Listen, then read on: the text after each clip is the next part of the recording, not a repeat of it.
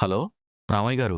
గుణశేఖర్, నీతో ఒక ముఖ్యమైన విషయం మాట్లాడాలని చేశాను. చెప్పండి రామయ్య గారు. రేపుదయం నువ్వు గుడి పక్కనున్న చెరువు దగ్గరికి రావాలి. ఎందుకండి?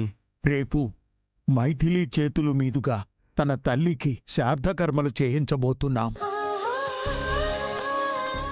ఏంటి రామయ్య గారు మీరు మాట్లాడేది? మీ మనవరాలు మైథిలితో మీ కూతురు తులసమ్మకి శ్రాద్ధ కర్మలు చేయించబోతున్నారా?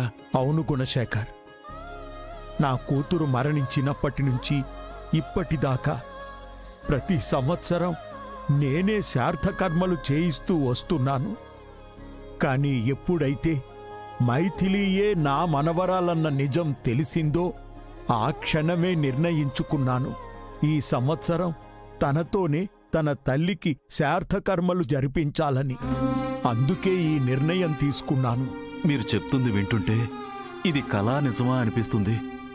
మీకు తెలుసు మైథిలియే మీ మనవరాలని. కాని ఏమీ తెలియని మైథిలికి మీ కూతురికి శ్రాద్ధ కర్మలు చేయడానికి ఎలా ఒప్పుకుంది? ఎందుకు ఒప్పుకుంది?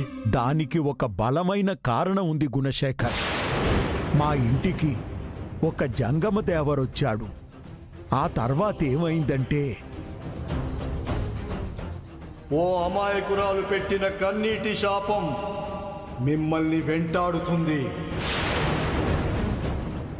ఆ ఆత్మ శాంతించాలే, ఈ కుటుంబాన్ని మన్నించాలే. అప్పుడే ఈ ఇంట్లో వాళ్ళకి మనశ్శాంతి, ఆ తల్లికి ఆత్మశాంతి.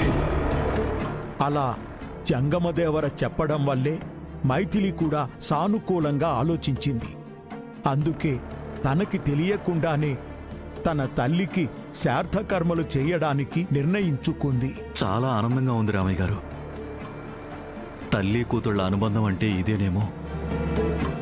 ఎప్పుడో 25 ఏళ్ల క్రితం మరణించిన తులసమ్మ తన బిడ్డ చేతుల మీదుగా శ్రాద్ధ కర్మలు జరిగితే తప్ప ఇంటివాళ్లు చేసిన తప్పుని మన్నించనని నిర్ణయించుకుంది కాబోలు. అందుకే ప్రశాంతంగా ఉండాల్సిన ఇంటిలో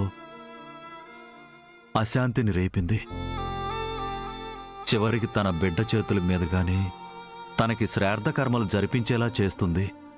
అమ్మ ప్రేమ అంత గొప్పది కాబట్టే తన కూతురికి తెలియకుండానే తను చెయ్యాల్సిన పనులన్నీ చేయిస్తుంది. ఏదేమైనా ఈ నలుగురికి మనకి తెలియని రహస్యాలు ఏముంటాయి? ఒకసారి ఫోన్ చేసి కనుక్కోండి అల్లుడు గారు.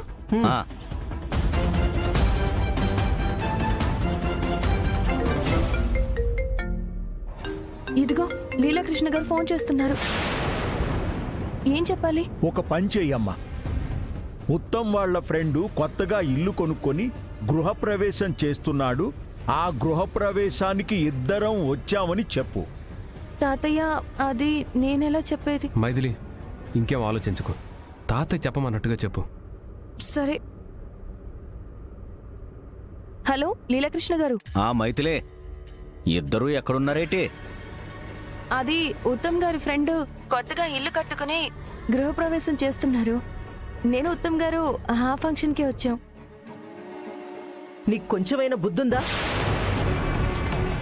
గృహప్రవేశానికి వెళ్లేవాళ్లు మాతో ఒక్క మాట అయినా చెప్పి చావచ్చు కదా. చెప్పకుండా వెళ్తే మేమెంత కంగారు పడతామో తెలుసా? అత్తయ్య, అది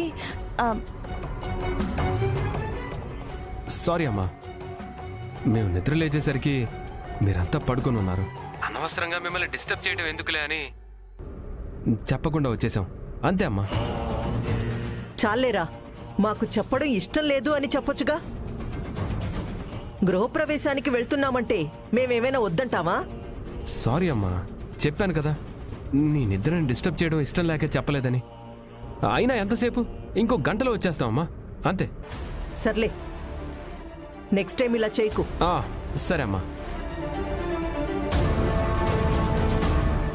అమ్మయ్యా, ఒక పెద్ద తుఫాన్ వచ్చి వెలిసినట్టయింది.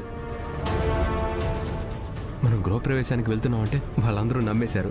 నమ్మరు నాన్నా, నమ్మినట్టు యాక్టింగ్ చేస్తారు.